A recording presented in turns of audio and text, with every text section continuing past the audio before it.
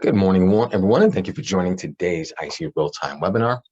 In today's webinar, we will be discussing IC Real-Time's new web interface. This is a new web interface for all of our IC Real-Time recorders, as well as our NVRs, as well as our HDVRs. I have muted everyone's microphone at the moment, but I will take any questions anyone might have at the end of the webinar. My name is Michael Caballero. I'm one of the national sales executives here at IC Real-Time, and let's get started. So, as I mentioned, we're going to be talking about IC Real-Time's new web interface. So this is a web interface designed here by IC Real-Time to really simplify things in terms of how you configure IC Real-Time recorders as well as cameras. You'll see there's a lot that is the same about the interface, but it's much easier to utilize. It doesn't take you right into the live view anymore. You have a few different options here that we're going to go over. One of the first things you're going to notice, and it's been like this for a long time, as well as with our cameras, is that this is HTML5. I am running this on Google Chrome. You can now utilize IC Real-Time's web interface not only on Chrome, but Firefox, Safari, Edge, basically whatever browser you want to utilize, as it has that HTML5 functionality. So gone are the needs to utilize any kind of Internet Explorer or any kind of plugins. Just use the browser of your choosing, and it'll take you right into this web interface. Now, generally, this web interface is meant to configure the camera comfortably from your laptop during an install. Now, do keep in mind, this is a browser-based interface. This is not a software to download. This is a browser-based interface on our IC Real-Time recorders. So you'll see this on all of our recorders, from our MX recorders all the way up to our EL128 recorder. So I'm going to start here with our top right. So you're going to find your time and date here. You're going to find your login, who was logged in at this given time. So right now I'm logged in as the admin.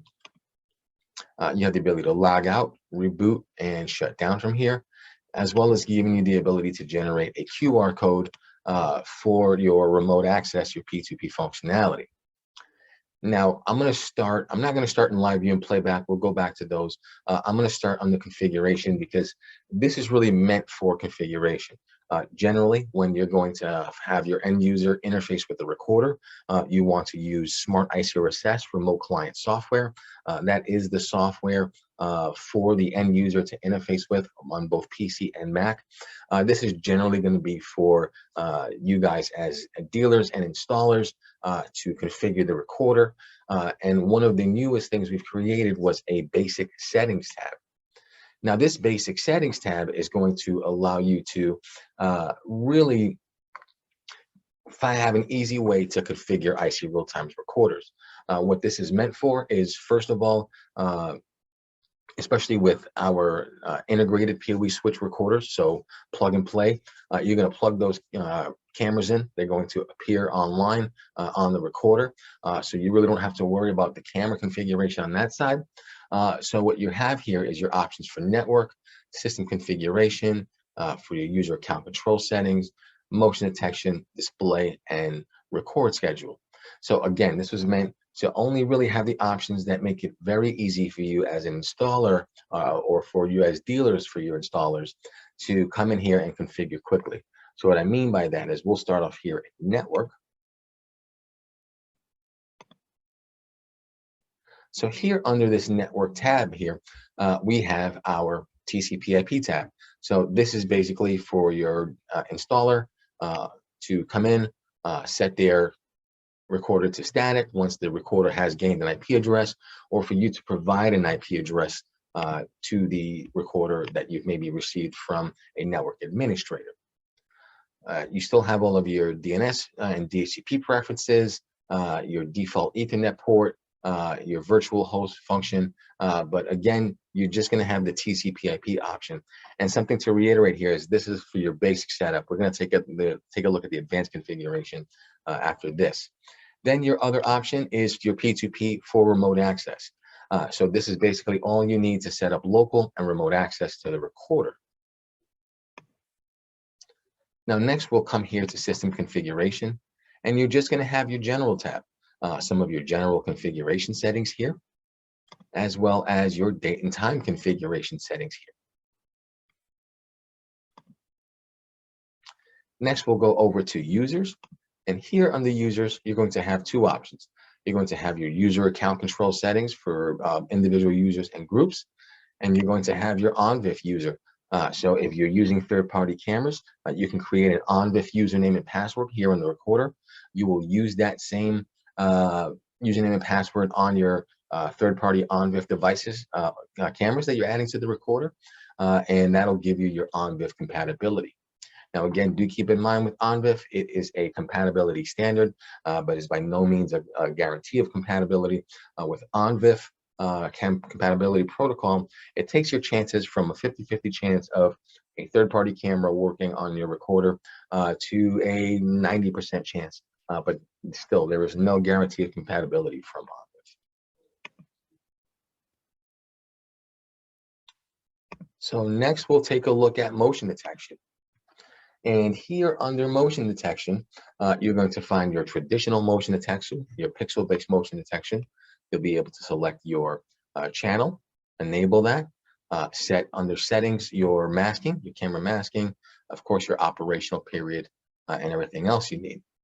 Now here under IMD, you'll have, and this stands for Intelligent Motion Detection. If you've seen my new technology webinar, you've seen the examples of IMD here, but it's basically an algorithm-based motion detection. So it looks specifically for humans and vehicles and ignores any other kind of motion. So this is not going to detect motion on trees moving or bushes or light changes or raindrops or animals. It's only going to detect humans and vehicles and then record that and also push that as a notification. Now to configure IMD, it's as simple as selecting your channel in question, enabling, setting your sensitivity to, and I recommend a medium sensitivity setting, and then selecting whether you want to search for humans and vehicles or both. That's it. There's no camera masking. It is the newest and best way to have motion detection, far superior to the traditional motion detection we just took a look at. So next we have display. And in display, you're going to have your display configuration settings for your HDMI outputs, as well as your VGA, as well as your time and display settings, image enhancement, IMD previews, and your AI rules for your perimeter protection or IPS. And then here you have your tour and task configuration. Tour and task can allow you to cycle through specific split views with specific cameras, either a single split view or a 4-split, or your 9-split or your 16-split. And then lastly, it's going to be your record schedule.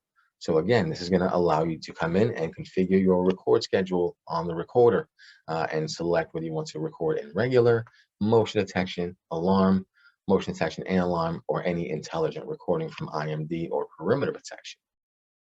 So as you can see here, this is basically a way to set up the recorder, get on site, get it set up as quickly as possible, and then get paid and move on to your next install. Now, if you require your advanced settings and all of your options available to you that you've come to expect on IC real-time recorders, you're going to come to advanced settings.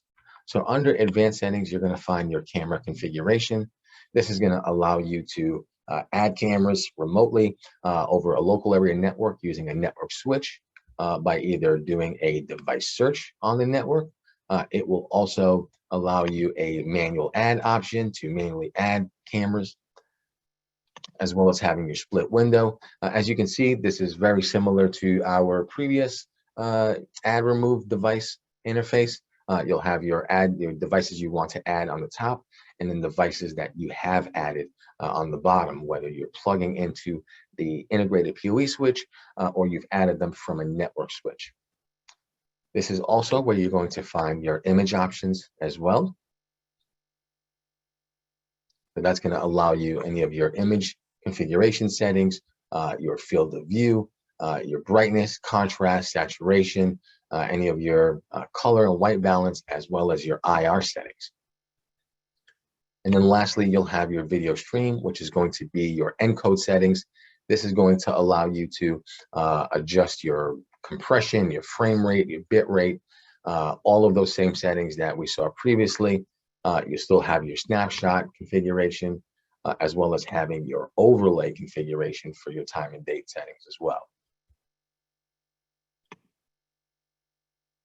Now here under Alarm Center, you're going to have your full alarm configuration settings, including your IMD, but also your IVS or perimeter protection, people counting, heat map, face detection, and depending on the recorder, if you start looking at our 6000 series, our 6016, NVR 6032, and 6064, and 8128, those recorders have some more options available to you. So it's really going to vary on the recorder that you're using, what options you will see under here. You'll have your alarm info tab as well, along with your alarm subscription, where you can subscribe to any of these local alarms you want to receive. Of course, your alarm input configuration, including your local alarms, your network alarms, IPC external alarms, and your IPC offline alarms. You'll have also availability to your alarm output configuration, your traditional motion detection with your video detection, along with options for video loss notifications, tampering notifications, scene change notifications, and PI heart alarm notifications.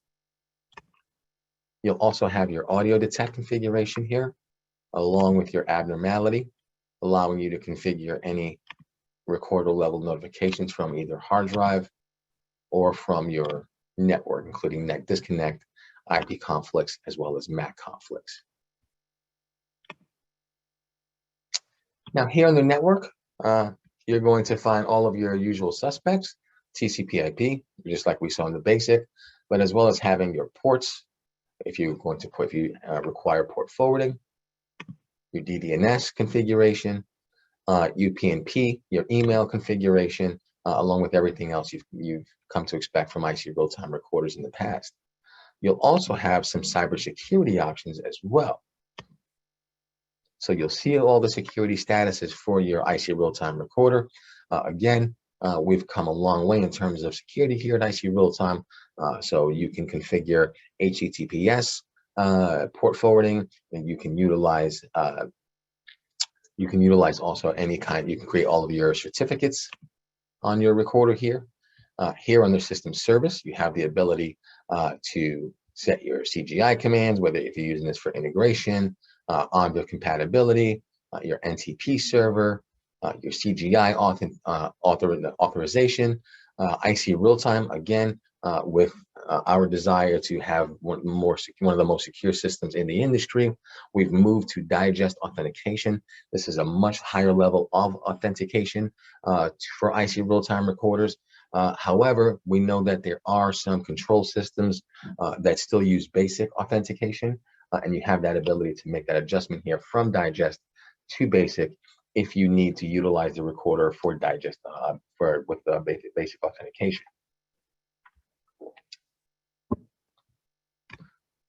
You have the ability, again, this is going to give you the ability to have some account lockouts, lock out specific IP addresses, whitelist or blacklist IP addresses, sync time allow, and then something that we've added here is an anti-DOS attack. So DOS is denial of service, and this will allow the recorder to resist any kind of remote denial of service attacks.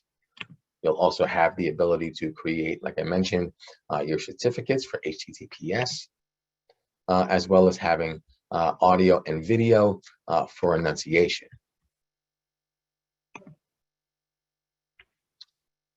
So here in the storage settings, you're going to find your file manager where you can dictate whether you want your recorder to overwrite, your pack duration settings, your auto delete of old files. Here's your schedule like we looked at previously, along with your hard drive manager to see your hard drive health on the recorder. Record control settings allow you to specify whether you want to record from your mainstream or your substream. You have configuration for hard drive grouping. That's going to allow you to configure specific hard drives to specific streams from the recorder. And then lastly is going to be your FTP configuration settings if you want to do FTP backup.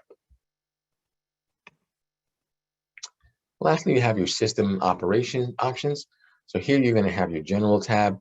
You'll also have your RS-232 tab, your display, your tour, of course, your user account control settings, your on with user, like we looked at in the basic, your file manager, your schedule, and your system maintenance. That's going to allow you to configure your backup settings, your system recovery. Now, something to keep in mind here is that you can actually specify just a specific area on the recorder you want to default. You'll select that. Then you'll hit the default button, not the factory default button, but just the default button, and that will default just that part of the recorder interface, leaving everything else still intact. Of course, a factory default will completely factory default the recorder's configuration settings, and then your system upgrade options here.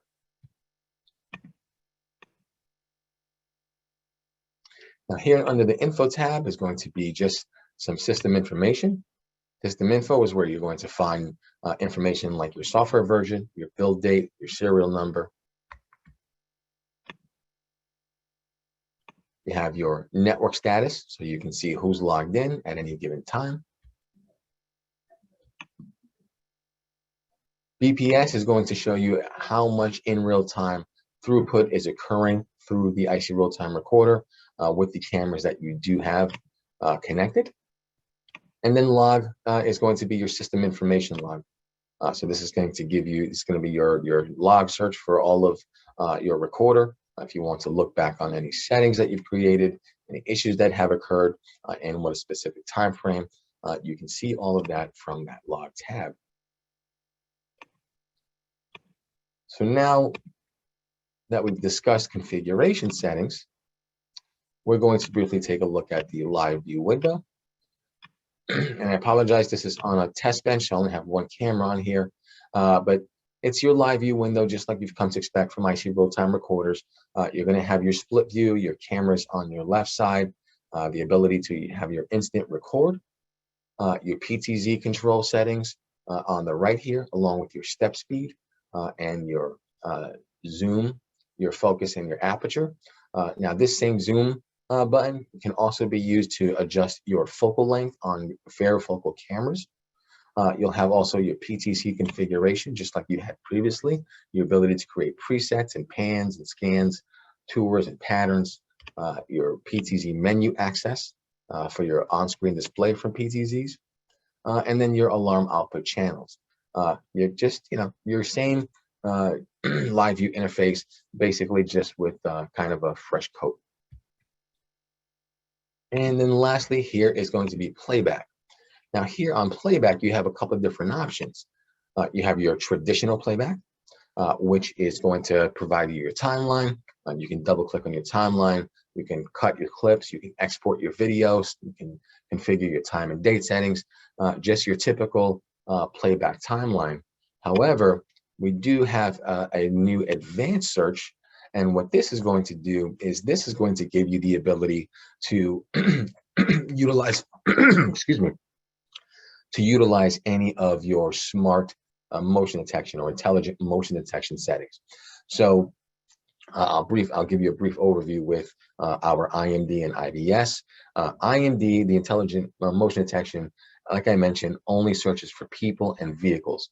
So you have quite a bit of information, metadata information that you can input, but basically you're going to specify whether you want to search for vehicles or people. You're going to specify your time and date settings, and I apologize, that's going to be under here, not that smart search function. So you're going to specify your channel on the recorder. You'll specify whether you want to search for people and vehicles, and then you're simply going to click search, and it's going to give you back a clip-based return of your searches. So all of the instances of people and vehicles and when they appeared on your cameras. And this is a much easier interface to use to search for that intelligent motion detection. You don't have to use the timeline for this. You can use this interface, and it's going to simplify the way you search for people and vehicles on your cameras. Same thing for IBS here. Again, you're going to specify your channel, your time and date settings. Then you're going to specify, once you select whether it is a tripwire or an intrusion zone, or fast moving or missing objects or abandoned objects, whether you want to search for humans, vehicles, or non-motor vehicles, which are bicycles and what have you. Once you start your search, again, it's going to provide you with a clip-based return on your searches of people and vehicles. Now, you might be wondering, why do we have two different methods of intelligent motion? Well, IBS allows you to create those tripwires and intrusion zones. They are focused to the area of interest that you want to monitor. IMD encompasses the entire scene, so it's not specific to an area. So if you have vehicles and you have people, vehicles on the street and people walking on your sidewalk, and your camera sees that, it's going to alert you to that with IMD. And generally, you're not going to want that, because those are, they're not technically false positives, because that's what the camera is meant to do, but it's capturing things that you don't want to capture. That's where you would use your IBS, and you would create your tripwire or your intrusion zone in something like your driveway or your parking lot, and that will ignore any of the vehicles moving around in the background and only focus on people or vehicles that are moving through that specific area of interest that you have created. So again, fantastic new interface, HTML5. This is going to really help you greatly in terms of getting your recorder set up through the web interface. So what I'll do is I'll take any questions anyone might have. I do ask that if you have any questions, you go to the top of your Zoom meeting, you go to the Q&A tab, and I'll be more than happy to answer those questions.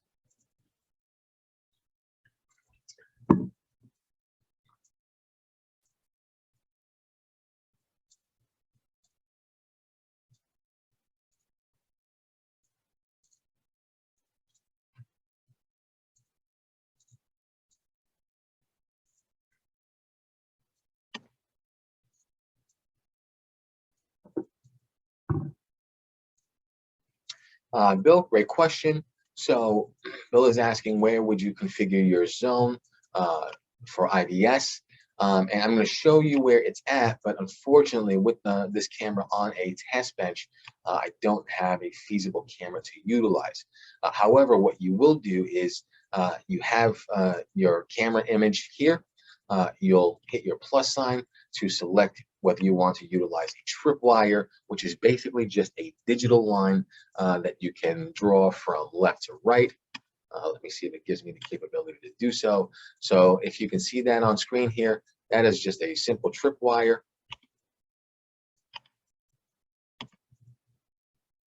We're going to clear that. If it was an intrusion zone, you would come here, you would select intrusion, and again, you would select draw rule. Now you can, as you see, you have your line here. Once you're using that with your mouse control, you can then, once you click on that, you can then create another junction. And I'm trying just to show you here because it's tough to see in that fisheye view. Again, you want to click to create your next junction and move to your next position until you close your area of interest. Now, once you do that, you're going to specify your parameters here. I want to specify if it appears, crosses, or both. You'll specify your period of operation along with some of your other configuration settings. And that's how you'll create your area of interest. Again, that's going to be here under your IBS rules. We have another question from Kurt. Can you use IMD to capture human activity and IBS non-human to capture things like motion animals? No, we've really tailored this again both to Kurt to both work to capture humans and vehicles. For things like animals, stuff like that. You want to, you can utilize your regular recording. We found for most people, and really we have to appeal to, what most end users' needs will be, and that's going to be, capturing who drove up to my property. A person come out of the car, walked up to the property. It's really people and vehicles that Most people want to capture, I have dealers who that have end users that want to capture, wild animals on their cameras. They live, in areas where you capture a bear or a fox or a wolf or a moose. But really, this is more focused on security. So our focus is for people and vehicles. From Jason, when cutting a video clip from the app, will also cut and store on the NVR as well? That is a great question, Jason. It will not. When you're it won't cut the clip. The footage will still be on the NVR, but when you export that exported video won't be on the NVR. It'll be on the mobile application, but that footage that you cut from will still remain on that recorder. And then next question, which NVRs use this interface again? So you got all of our HDVR hybrid recorders that will use this interface. You also have really all of our NVRs, so our MX line, our FX line, our EL line, which is going to be soon our EL 128, EL 6016, EL 6032, and EL 64. The one remaining recorder that hasn't gotten this yet is the NVR 208NS. So that's our budget line, our iPeg line NVR. Otherwise, all other recorders do have this web interface.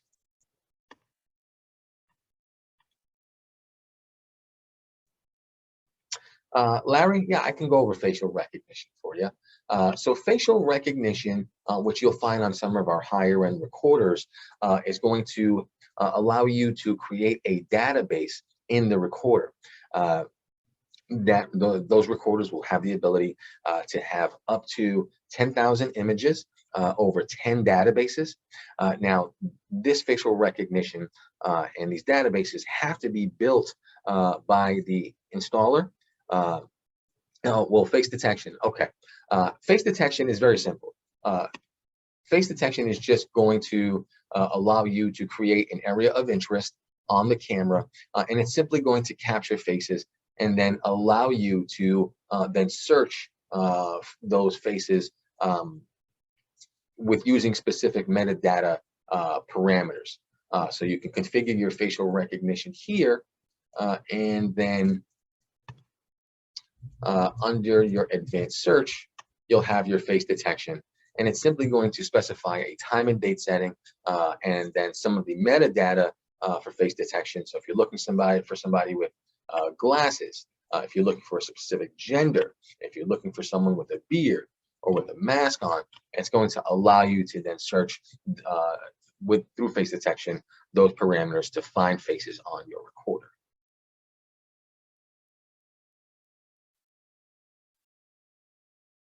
Yep, absolutely, very cool.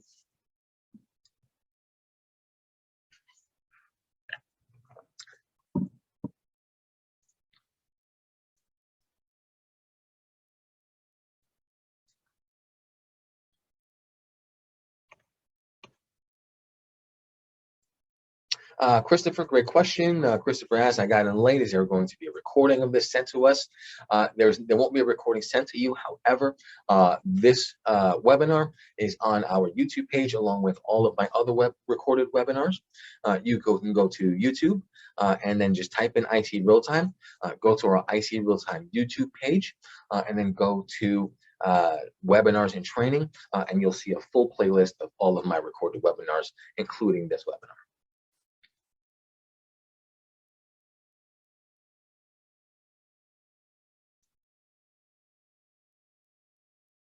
Absolutely, my pleasure, Chris.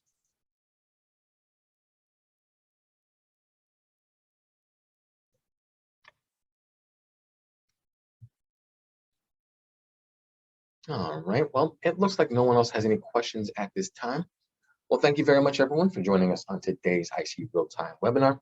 My name is Michael Caballero. I'm one of the national sales executives here at IC Realtime. Have a fantastic weekend and have a great holiday.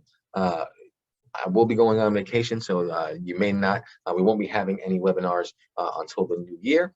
So again, to all of you, have a safe and happy holiday, and thank you very much.